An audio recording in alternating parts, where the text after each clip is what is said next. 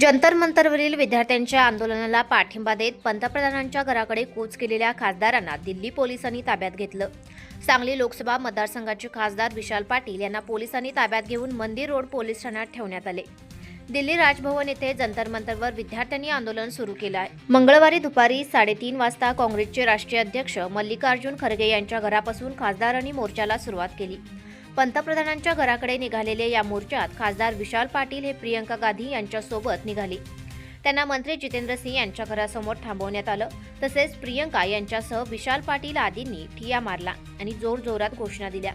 सायंकाळी 6च्या सुमारास पोलिसांनी त्यांना रोखण्याचा प्रयत्न केला। खासदारांचा आक्रमक पवित्रा कायम राहिल्याने त्यांनी 6:15च्या सुमारास ताब्यात घेण्यास सुरुवात केली। त्यांना दिल्लीतील मंदिर रोड पोलीस ठाण्यात नेण्यात आले।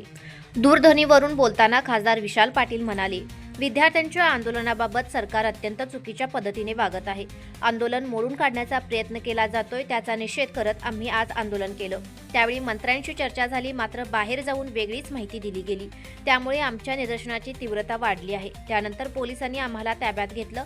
अशा दडपशाहीला काँग्रेस हे कधीच भीक घालत नाही। आम्ही ठामपणे देशातील युवकांच्या सोबत उभे आहोत।